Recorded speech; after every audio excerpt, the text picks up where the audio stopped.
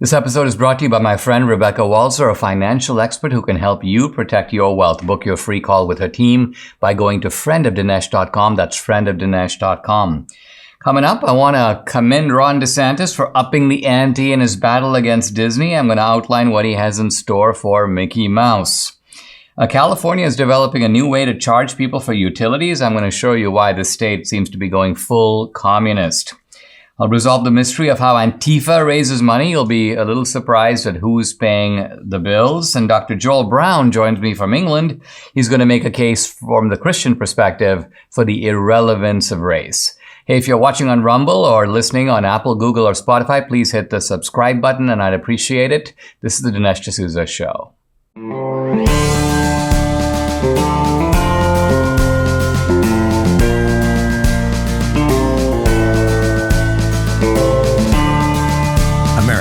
Needs this voice. The times are crazy. In a time of confusion, division, and lies, we need a brave voice of reason, understanding, and truth. This is the Dinesh D'Souza Podcast. Ron DeSantis just had a press conference in which he talked about new measures that he is taking or considering taking to bring Mickey Mouse to heel, to bring Disney to a recognition that it is the Florida legislature and the governor and not the Disney Corporation that runs the state of Florida. Disney has been sort of thumbing its nose at Ron DeSantis. Not only did they claim victory, our lawyers were so clever, we made a secret deal with the old oversight board, we've got this contract that now gives us autonomy over the Disney properties, but Disney is also having, for the first time ever, a kind of official Pride Week event, which they're now publicizing. So clearly Disney is on a path where they're basically saying, okay, we're going to take on the governor and we're going to prevail. And Ron DeSantis is like, that's actually not going to happen. And in the press conference, there's actually something to watch, very different from the Trump press conferences, which are more whimsical. Trump is more of an attack dog in his rhetoric, and in some ways more of a comedian. DeSantis is very measured. He's very methodical, but he outlines, here's step one, here's step two. We might even do step three. And so let's look at these steps because they're actually fantastic. First, he goes, we're considering the state of Florida maybe building a competing theme park. And that would be, of course, a very interesting challenge to Disney. Number two, we could increase taxes on Disney World. Number three, and this I think he meant a little bit tongue-in-cheek, but maybe not. He's like, we could maybe think of locating a state prison right next to the Disney properties. Think of what that would do to Disney's business. And then he goes, this new oversight board is going to get together and fire the staff that worked for the old board, take over this development oversight, and we're going to take the so-called agreement that Disney claims to have made. DeSantis goes, this agreement is a legal fiction, because the Disney people are like, we've got an agreement, it's a contract, it's for 20 years, it's for a long time, and you can't do anything about it. And DeSantis is like, actually, this is nonsense. He goes, quote, it was basically like a legal fiction they negotiated with themselves to give themselves the ability to maintain this self-governing status. What he's getting at is that the old agreement wasn't in fact a genuine negotiation with the state of Florida. It was essentially Disney kind of navigating the process, having a sort of a de facto, but almost a public hearing that wasn't really a public hearing. It's managed by the Disney team and the Disney lawyers. Okay, we've had a public hearing. Okay, fine. Now this is what we all agreed to. So DeSantis is saying that's not really going to fly. When the legislature steps in and they pass laws, the courts are obliged to respect those laws. And those laws, by the way, have overriding significance. In other words, think of it. You can have a contract with your employer, but if the federal government steps in and decides to impose a tax, for example, there's no way around it. You have to pay the tax. Similarly here, whatever agreement is made, that agreement is going to be subject to laws passed by the state of Florida. And DeSantis now runs the oversight board. It's 5 of his own appointees. He's also talked about doing state inspections of the theme parks. I didn't know this, but evidently the state of Florida does inspect theme parks, but there are certain theme parks, Disney, Universal Studios, SeaWorld, Busch Gardens, that have an exemption, that are just by the grace of the state of Florida not inspected in this way. So DeSantis goes, not necessarily that we're going to inspect them all, but we're going to inspect you. We're going to inspect Disney. Now, of course, the left is howling and screaming, oh, he's singling out Disney, oh, he's punishing Disney. And my point is, sure, if I were DeSantis, I'd go, well, yeah, I am singling them out. I am trying to teach them a lesson. And so this becomes at some level a contest of power between a very powerful corporation that basically thinks it has the run of the way of, it makes its own rules, it runs its own operations, the state of Florida can butt out. And Ron DeSantis is saying that's not actually how it works in a democracy. Debbie and I started eating better this year. We're on the road to losing some weight, but one of the foods we can't seem to get enough of, and it's a requirement, are veggies and fiber. Now, there's no better way to get all your fruits and veggies plus fiber than with Balance of Nature. Balance of Nature Fiber and Spice, right here, it's a proprietary blend of 12 spices for digestive health. The intense flavors and deep colors of spices are the most condensed whole food source of phytonutrition available. It's recommended to be paired with their star product right here, fruits and veggies in a capsule. Select the whole health system for the best price. Start your journey to better health right now. Take advantage of Balance of Nature's great offer. Get $25 off plus free fiber and spice with your first preferred order of fruits and veggies when you use discount code AMERICA. The offer can end at any time, so act now. Call 800-246-8751. That's 800-246-8751, or go to balanceofnature.com. Use discount code AMERICA. Fox News is paying a very high price for its own colossal stupidity. And normally, as someone who has appeared on Fox News more times than I can count, I would be a little more sympathetic and feel like, wow, this is a case where Fox News was covering an election. They were in the heat of it. And now they are saddled with this settlement. That's really what I want to talk about, the Fox News settlement with Dominion, a very expensive settlement, as it turns out, $787 million. Well, that's about a half of what the Dominion company was trying to get out of Fox. And the case was on the verge of going to trial. And Fox decided, for reasons I'm going to go into in a minute, it was more prudent to avoid the trial. I am not sure if this is because Fox News thought that they were in legal jeopardy in the suit. I'm assuming that there was some of that. And that the other factor is also that Fox News, it seems, did a lot of embarrassing internal stuff during the election. This is communications back and forth between some of the top Fox News hosts, communications with other Fox executives, communications involving Rupert Murdoch, and they didn't want to put all of that on trial.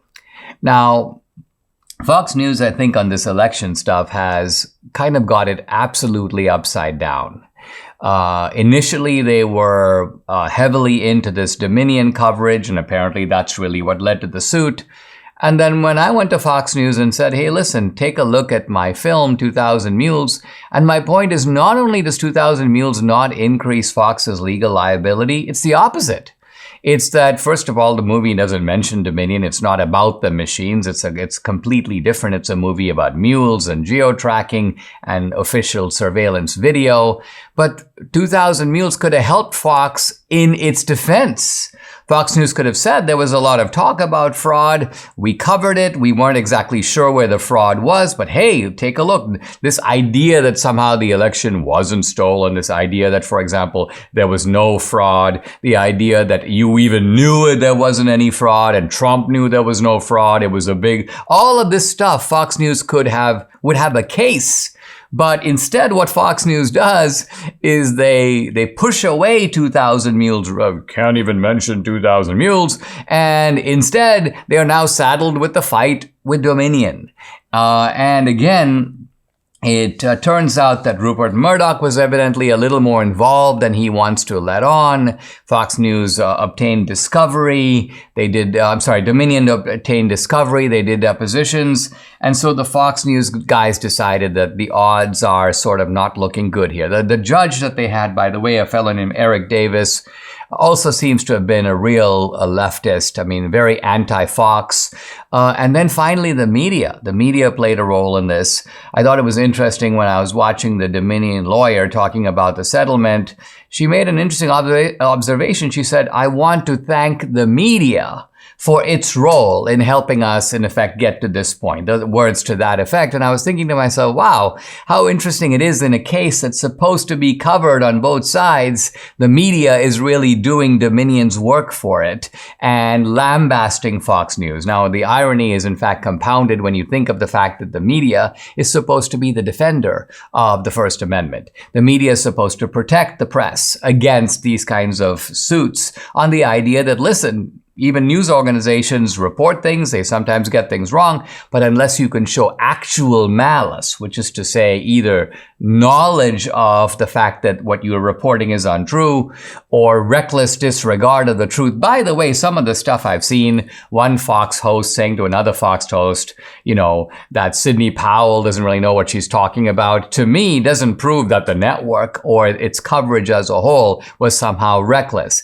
It simply means that there's some of the people who are reporting things and interviewing Sidney Powell and interviewing other people are privately skeptical of whether she has the evidence. Oh yeah, she claims to have the affidavits. What's really in those affidavits? We don't really know. So I'm not quite sure that Fox had a bad case, but I think Fox decided, and remember, Fox is a massively profitable corporation. Even though this looks like a big number, it's not that big of a number for Fox. And so Fox can make the whole thing go away by essentially writing a big check. It's kind of like when the two other guys from Harvard sued Mark Zuckerberg. It was for a big amount of money. They're like, we really invented Facebook, you didn't.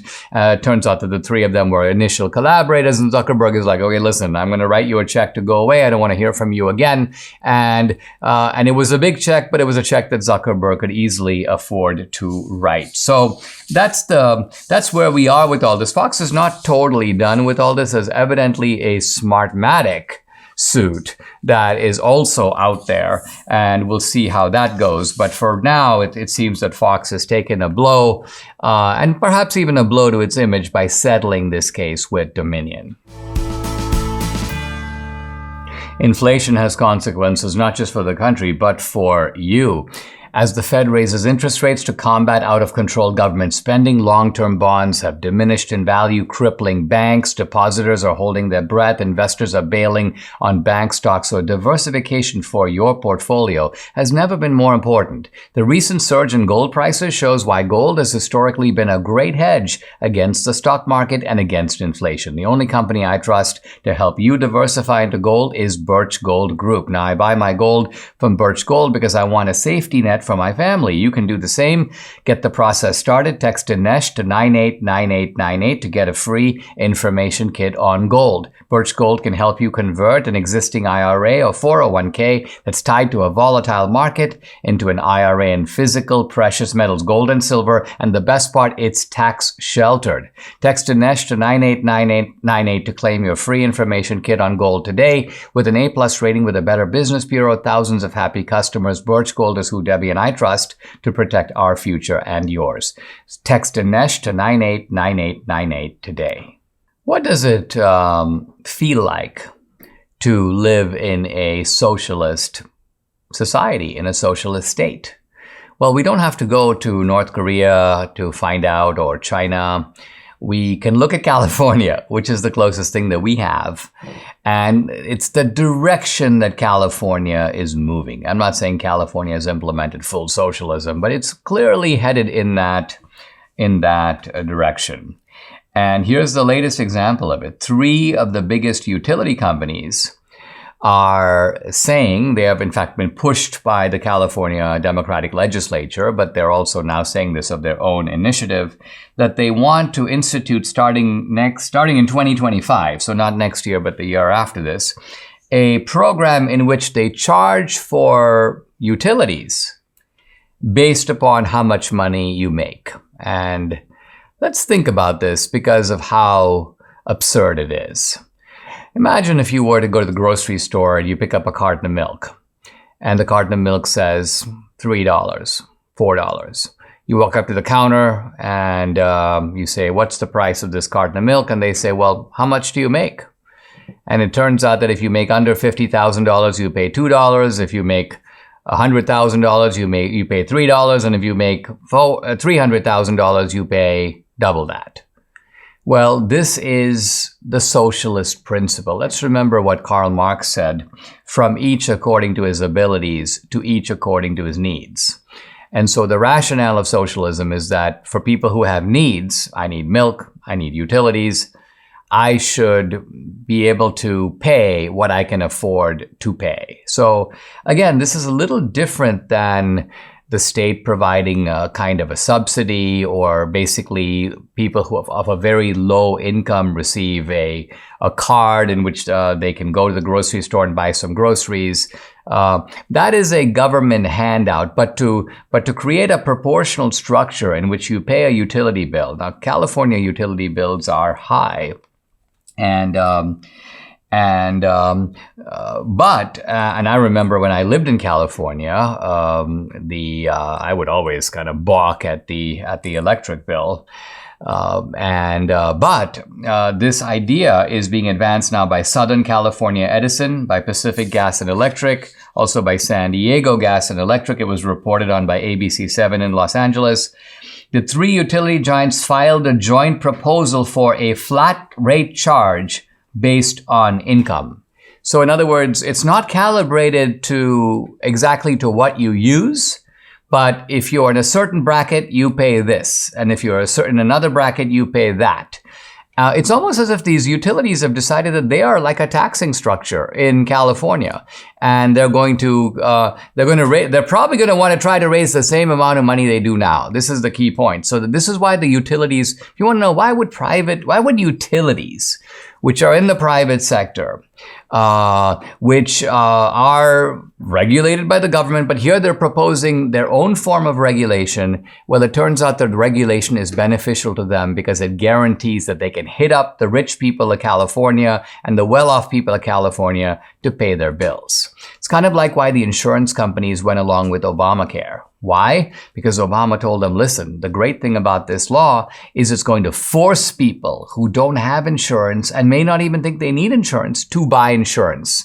And so who gets to sell them insurance? You do. We're creating compulsory customers for it. And the insurance companies are like, we're in. We like this approach. I mean, all businesses would love to have. I mean, think about it. Dinesh, you could make a movie. Here's the great thing. You can force every American to go to the theater and see your movie, or at least watch it at home, and pay you. I'd be like, this sounds like a system that I find appealing. So socialism brings the compulsion of the state. And in this case, to the advantage of these private companies. I spoke last night at the University of Texas in San Antonio, and the issue of fascism came up, and I was explaining that fascism is a kind of an unhealthy merger or collaboration between the state and the private sector, using the same forms of compulsion. So typical socialist regimes like Cuba and North Korea, the old Stalinist regimes, they just impose it by the state. But the fascist move is to have a state that works in concert with private corporations to impose censorship, to set prices, to control the liberties of citizens. And California, quite obviously, is moving in this direction. Of course, the incentives are all wrong because the message to Californians is, listen, if you make more money, we will punish you. We will make you pay more. So you're incentivized to make less. And conversely, if you do nothing, if you're at the bottom end of the barrel, you're incentivized to stay there because you're going to get all kinds of benefits as a result of being there. So you couldn't have a more unhealthy formula, a more destructive formula, but in a one-party state, which is what California increasingly has become, that's how it is. Bank failures, record inflation, spy balloons, mass layoffs. This is a recipe for disaster if your investments are with a typical financial advisor. But my friend Rebecca Walser is different. You've seen and heard her on the podcast. She's a wealth strategist, a tax attorney. She has a global MBA from the London School of Economics. Rebecca told her clients to get out of equities back at the end of 2021. She got it right when most advisors got it wrong. And who had to pay the price? You as the consumer. So don't let blind loyalty leave you losing money. Call Rebecca's office today to protect your wealth from this volatile, uncertain market. Debbie and I just did a call with Rebecca's team to talk about our investments, and you should too. Go to friendofdinesh.com to book a call with her team today. That's friendofdinesh.com to protect your investments and your future. We see every time there is a racial incident or even a concocted racial incident, we see these Antifa protests and Antifa riots. And the question arises, and it arose also in the context of Black Lives Matter, who funds Antifa? Now, corporations kick in money into Black Lives Matter. And of course, the Black Lives Matter officials buy new homes and they have luxurious lifestyles, designer handbags there. It's a racket. But what about Antifa? Corporations, as far as I know, are not funders of Antifa. And then some people think, well, it's obviously George Soros today. She's putting the money into Antifa. Well, actually, no, not so much and not so directly. I believe there was one report that I read some time ago about a Soros connection. But by and large, what Soros does is he doesn't fund Antifa. He funds the DAs, the district attorneys who refuse to prosecute Antifa. He funds the biased media that reports on and, in a sense, does cover for Antifa. He funds legal groups that work hand in hand with Antifa, but he doesn't fund Antifa itself. So who funds Antifa? Well, as it turns out, we do, or at least the taxpayers do, particularly in democratically controlled cities. Just recently, the city of Philadelphia agreed to pay $9.25 million, almost $10 million, to 343 left-wing protesters who said they got physical and emotional injuries from the cops.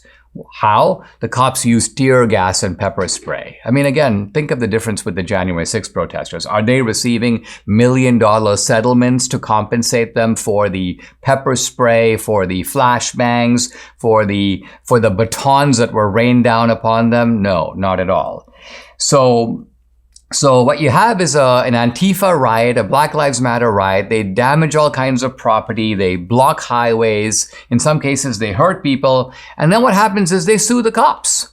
Now, how do they sue the cops? When they're organizing an Antifa riot, they have legal collaborators, typically from the National Lawyers Guild. And these are guys who wear sort of these lawyers' hats, these green hats that designate them as legal observers. And they pretend like they're neutral legal parties collecting evidence. Well, what are they doing? They're ignoring evidence on the cop side. They are collecting evidence that they can use on the Antifa side, and they're often working hand in hand with the media. And in some cases, when there's independent media, they even try to block the independent media from recording things that could be seen as damaging to Antifa. That's the first part of it, and gets worse. The second part of it is then the lawyers, in a kind of lawfare, they file lawsuits against the cities, and they know that these are democratically controlled cities. So the cities decide, we're not even going to fight the case, we're going to pay. And pay they have been doing. So we have seen now in a number of cities, Denver agreed to pay $1.6 million to 7 people. I mean, think about it. That's almost $200,000. I mean, that's over $200,000 per person. Austin agreed to pay $17.3 million to a bunch of protesters and rioters. And so what's happening is that this is a kind of operation in which Antifa is, while seeming to be fighting against the law enforcement establishments of these cities, the political establishment overrides the law enforcement establishment. They basically leave the cops out to dry. It demoralizes the cops, and then they take taxpayer money and they give it to the leftists, and this is what keeps Antifa in business. And so to the question, who funds Antifa? to some degree, to some significant degree, you could answer it is U.S. taxpayers in these democratically controlled cities because of a cozy arrangement, and in fact, I would say a highly unethical, although not illegal arrangement. Cities have the power to enter into these agreements to make lawsuits go away, but in this case, even if they can win the lawsuit, they want to pay, and this is what keeps Antifa in business. Debbie and I started taking Relief Factor a couple of years ago. The difference we've seen in our joints, nothing short of amazing. Aches and pains are basically gone thanks to this 100% drug-free solution called Relief Factor. Relief Factor works by supporting your body's fight against inflammation. That's the source of aches and pains. The vast majority of people who try Relief Factor become regular customers. They order more because it works for them. Debbie's a true believer. She can now do the exercises that for several years she wasn't able to do. Relief Factor has been a real game changer for her, her aunt, other members of our family, and for many other people. You too can benefit. Try it for yourself. Order the 3-week quick start for the discounted price of only $19.95. Go to relieffactor.com or call the new number 800-4-RELIEF to find out more about this offer. The number again, 800-4-RELIEF, or go to relieffactor.com. Feel the difference. Guys, I'm really happy to welcome to the podcast somebody that I, sort of met on social media, but a very interesting physician. His name is Dr. Joel Brown. He's a practicing family physician. He's from the UK, so we're actually doing this connection to the UK. He's a Christian husband, the father of 2 daughters, writes about culture, politics, faith, family, and the values of democracy. You can follow him on Twitter at Joel Brown MD, and he also does a Substack, joelbrownmd.substack.com. Dr. Brown, thanks and welcome to the podcast. It's great to have you. I've been enjoying your posts on social media, and not just commentary on kind of motley issues, but rather a sort of a single theme that runs through a lot of your posts, and that is a critique of the idea of race. Let's start by talking a little bit about how you got involved in all this and what got you thinking about this. And then we'll turn to this issue of whether race matters or doesn't matter and why.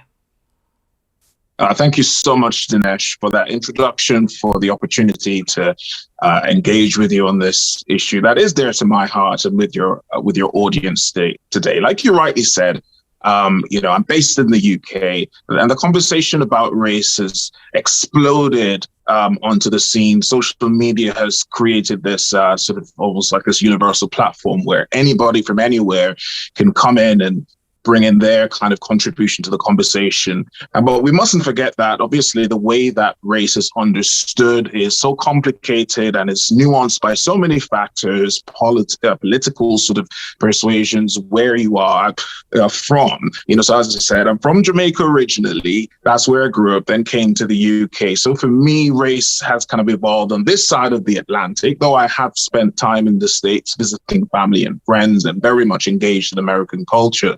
But for me, why I care about this topic so much, to be just frank, is that I saw the way that my own personal life, in terms of my evolved understanding about race, took me through some very sort of significant turmoil, frustration. There was a kind of identity crisis that landed me in a place where I wasn't happy with what it did to me. I think it created a lot of anxiety. It created a lot of conflict between friends who I then sort of, because of the kind of racialized lens in which I started to look at things, it created some real difficult impasses, culturally and connecting with people. So I think that this critique of race for me comes from a very personal place. It comes from a place of me wanting to make contributions towards how do we actually have better conversations about race? Because I think the way that race is discussed in the public sphere at the moment is oftentimes unhelpful. And yeah, that's kind of a summary, really. Would you say that your Christian faith has been instrumental in shaping the way you think about race? And how would you apply that? Yeah, for sure. So one thing that would help me to answer this question is the way in which the kind of views that I started to adopt about race, probably I would say at a later stage in my life, as I went through a kind of a racial identity sort of journey, where I became aware of the kind of social meaning and the narratives, the social narratives, political narratives around race, and what that should mean about who I am and what I'm angry about, what I'm frustrated about.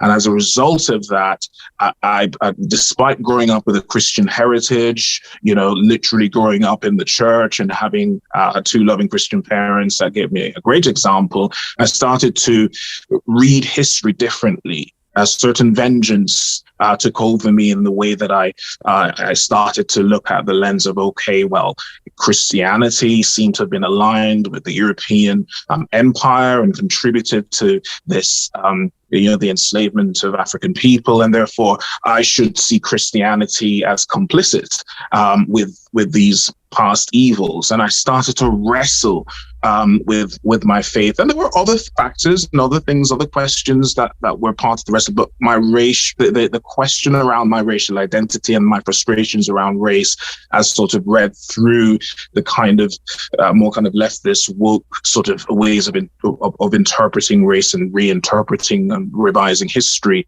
led me to reject my faith. And I went through a journey of really kind of stripping and deconstructing and eventually abandoning faith altogether. So it really has been through a healing process. I'm grateful that I've come out of that. I've seen the kind of error of my ways and the ways in which the ideology captured my mind and caused me to disabuse my faith. I would certainly say that my faith, it has been restored and is an important part of how my views about race are now, and the priority that race should have in the way we interact with each other as human beings. I mean, I think what you're saying that to me is very interesting is when people talk about race, they're often talking about color blindness as a matter of public policy. What they mean is that in university admissions or assigning jobs, that shouldn't be based on race. But you're describing a journey of a personal journey of saying that, listen, in my life, I don't want to make race that important. In fact, I want to diminish it because race is, I'm assuming that you think it is, civil rights activists going back to the 1960s called it the painted face. And I think what he meant by that is that that's like having, dark or bushy eyebrows. It's kind of like having broad shoulders or narrow shoulders. What the heck does that have to do with your worth as an individual or how you interact with other people? Not that it's not something that's observable, but it's not something that should matter all that much. Is that kind of your position? Yeah. And I try, when I talk about race, I understand that there are layers and nuances. Sometimes when we say race, what we really mean is ethnicity. There are times we're talking about culture. And it's this really kind of muddy admixture, and as I said, there are lots of narratives and assumptions, and it can be quite confusing and emotional. And when we talk about denying the relevance of race, some people interpret that to say, well, are you telling me I need to deny my culture? And I think that it's important that we parse these differences. I'm not at all suggesting that, this notion of color blindness, or cultural blindness, or ethnicity blindness. I'm not advocating that. I think we can see differences between us, and there's a difference between acknowledging those differences, or, like you said, making the way that race as we understand it in the culture, it makes larger of a lot of these differences in a way that separates us when there is so much more that actually we share, so much more common ground. And that's my problem with race. It's the way that it dissolves or prevents us from seeing the enormous common ground we have with each other. Let's take a short break. When we come back, more with Dr. Joel Brown on the irrelevance of race. Good news for Mike Lindell and MyPillow. Mike Lindell and MyPillow have launched My Mattress Topper 2.0. The new 3-inch MyPillow mattress topper is made up of 3 unique layers. Layer 1, MyPillow patented foam, which provides superior support and durability. Layer 2, transitional foam, which provides optimal comfort, evenly distributes body weight, and helps relieve pressure points. And Layer 3, the cover, made from a special material to keep your body temperature regulated through the night. Wow. This MyPillow mattress topper is washable and dryable. It's made in the USA. It comes with a 10-year warranty and a 60-day money-back guarantee. The incredible 3-inch mattress topper is as low as $219.59 with promo code Dinesh. So go ahead, call 800-876-0227. The number again, 800-876-0227, or go to mypillow.com, but make sure to use the promo code DINESH Dinesh. I'm back with Dr. Joel Brown, physician. He's also a singer-songwriter. He's joining us from the UK. His Twitter, @JoelBrownMD, and Substack, joelbrownmd.substack.com. We were talking about how race gets mixed in with culture and with ethnicity. Now, I think most people would understand right away that race and culture are different. Race is, in fact, physical, it's biological, it's the way that you look, it's the way that you're put together. Culture is your habits, your mores, your values. But a lot of people, I think, would be a little more baffled about the distinction between race and ethnicity, which I think is true and very important. So can you explain what is that difference? How does race differ from ethnicity?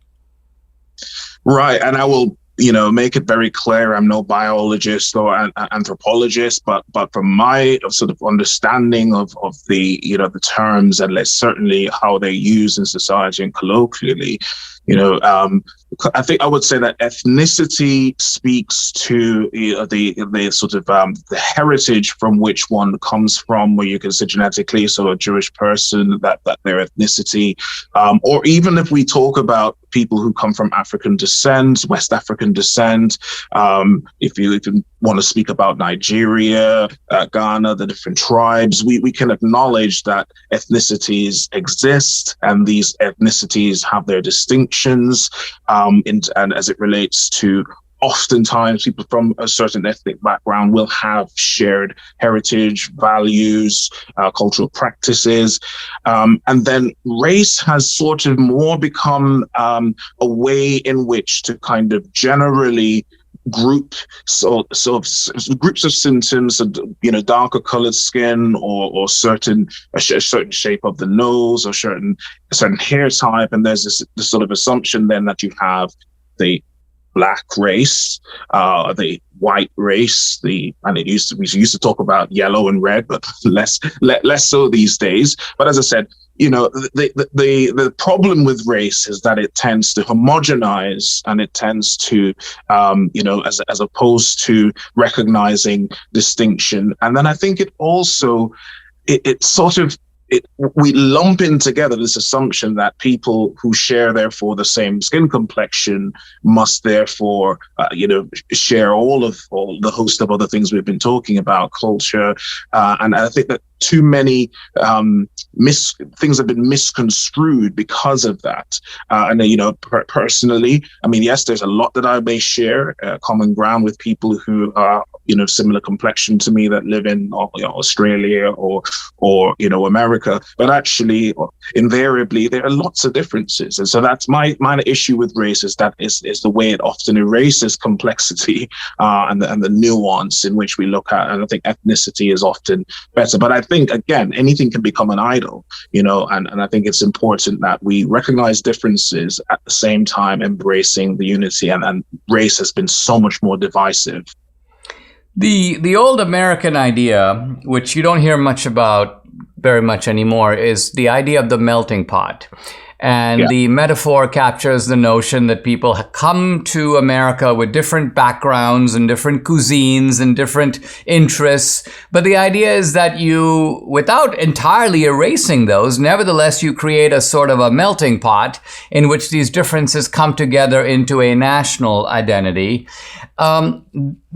it seems somehow paradoxical to me that at a time when racial discrimination, racism, at least in any overt sense, is less obvious than ever. Think of young people on a college campus. The campuses are very multiracial. There's a lot of interracial dating. And yet race consciousness appears to be more intense than ever. Why is it the case that when these distinctions seem to, as a practical matter less, that people's consciousness appears to be even more infected and intoxicated with race? Yeah, so, I mean, that's a fantastic question. And I want to mention just quickly, because you talked about the melting pot, similarly, from my just mentioning that from Jamaica, our motto is out of many, one people. Again, Jamaica as a heritage, similarly, we have those of African descent, Indians, Chinese. So I already had that introduction to this, to appreciating the value of what I think is you can have a diverse mix, but you can always find, if you find a Jamaican, regardless of what they look like, they will identify themselves as Jamaican, that strong national identity. But further to your question, very crucial question about the resurgence or the seeming intensity in which race consciousness has emerged. I mean, I think it's clear to me that a lot of this is ideological. We are aware, for instance, the critical race theory and a lot of the movement around centering one's identity on these particular groups that have been deemed by Marxist philosophy as being oppressed or having a sort of they have something to be able to say, look, we've endured this, or we are enduring this, and we therefore have a chip on our shoulder, and we deserve to be able to use this sort of collective vicarious experience of oppression to demand certain things in society and to kind of forge our entire identity around that. And again, I want to make clear, I'm not denying the fact that racism, does exist, and there are people who experience, the trauma that shouldn't be. And I think as a society, like you said, we are better. We are moving away from that kind of heinous history of that past. But there's a strange sense in which, but we're still moving towards this, as you said, this intoxication of kind of racial identity. And one of the things that I just want to really touch on as well, I've noticed that race tends to be used in a means to assign sort of blame and to cultivate resentment in society, and you particularly see these sort of tactics where, sort of white people generally are seen to be the only people able to, basically be racist. And as a result of that, they should take vicarious sort of blame and shame for racism that ever existed or still exists. And then so-called Black people, who are the kind of, the sort of perpetual victims of racism, regardless of whether they even experience anything, that the obsession that they should therefore wear this sort of robe of I am a victim of racism perpetually, and any kind of issues in my life can be scapegoated to that. And that's that's the other problem as well. So it's the wearing of victimhood, and I think it's such a problem, and it creates such toxic resentment in society between groups that didn't need to exist. Very interesting stuff. Hey, Dr. Brown, thank you very much for joining me. And clearly this is a topic with a lot more to it, but I think we've given people a little taste of it and a taste of your work. On Twitter, follow him at @JoelBrownMD. Thanks, Joel Brown, very much for joining me. Thank you. I'm continuing my discussion of the philosopher and scientist Blaise Pascal, also a mathematician, and his famous proof, not for the existence of God so much as for why it is rational to believe in God. And in fact, why no rational person should not believe in God. Kind of a remarkable claim by Pascal. Now, this is how he goes about it. He says that there really are two options. God exists or God doesn't exist. And when we think about the fact that we can't, using reason alone, know for sure which of these two options is correct, he goes, you got to look at the downside in each case. So he goes, let's say you have faith in God, and it turns out God doesn't exist. What's the downside? Well, the downside is Nothing. You've committed, let's call it metaphysical error. But you're pretty much in the same spot as everybody else. There's no afterlife. There's no God. You were just wrong about an opinion that you had, and that's it. But, says Pascal, what if you reject God for your life? And it turns out that God does exist. Then what?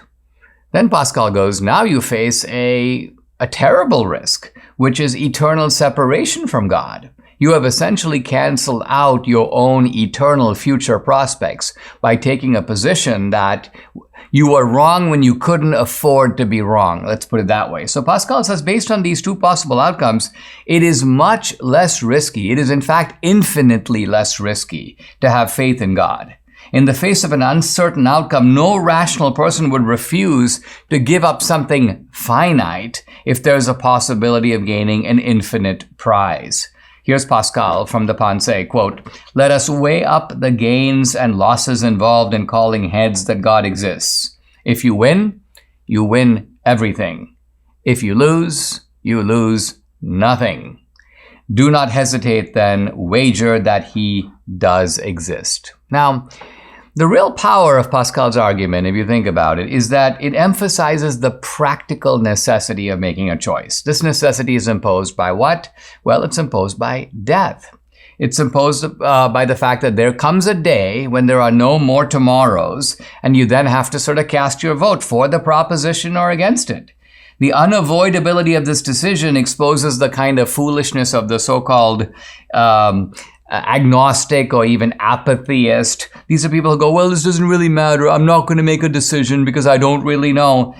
Pascal goes, there's no option to abstain here. Basically, when you die, all abstentions are converted into no votes. So an abstention is really a no vote, and at least be aware that that's what it means. And there are also atheists who like to say, I'm a lonely man, I'm standing on the top of the mountain, I'm bravely facing the abyss, I'm a realist. Well, Pascal says that big pose is only impressive if you know for a fact that it's an abyss. But let's say it's not an abyss. Let's say that you could be wrong. Let's say you're standing on a mountain and there are a couple of options, and now you recklessly say, I'm ready to face the abyss. Let's say, for example, you're in a room, and in the next room, there may or may not be a lion. And you go, I'm a brave man. I think I'm going to walk into that room because after all, I know there's a lion. And you don't know that there may or may not be a lion in that room. And so given the fact that you don't know, this so-called pose that you're ready to face death, you're ready to be eaten, you're ready to face the abyss, you're going to be brave about it, is nothing more than a kind of play acting or even overacting. Now, this is really what Pascal shows. And the proof is limited in a sense because, as I say, it doesn't demonstrate independently God's existence, but it shows that in a condition of uncertainty or doubt or not knowing for sure, this is the rational way to go. But of course, it begs a question that I want to discuss, and I'll probably just touch on it now and get into it tomorrow. And that is, why does God hide himself from us? In other words, why are we in this condition where we don't know for sure? If God is a loving parent, well, our loving parents show up. They're right there. They're like they're unmistakably present. Even if they're wrong in the advice they give us, or even if they're wrong in the way that they discipline us, nevertheless, their presence is palpable. We have no doubt about it. Why do we have doubts about God? Why does he hide himself in this way? Why is he invisible to us in the first place? So here is the scientist Carl Sagan. He goes, God should have engraved his name or his presence on, or even engraved the 10 Commandments, he says, on the moon. So Sagan's point is, if God did that, you look at the moon, there's the 10 Commandments, people would be like, yeah, obviously there's a God. He wrote the 10 Commandments on the moon. So God should make himself more obvious. But Pascal offers a very interesting reason for what he calls the hiddenness of God. Basically, Pascal says this: maybe God wants to hide himself from those who have no desire to encounter him, while revealing himself to those whose hearts are open to him. So in other words, what Pascal is saying is God doesn't actually want to force himself on anybody. If God were to declare himself like beyond our ability to reject him, he would be kind of compelling us to believe, here I am, I'm God, I'm the Lord of the universe, you have to accept me, there's no other choice. But Pascal says that maybe God wants to be known not by everyone, but only by those who genuinely seek him. Subscribe to the Dinesh D'Souza podcast on Apple, Google, and Spotify, or watch on Rumble, YouTube, and SalemNow.com.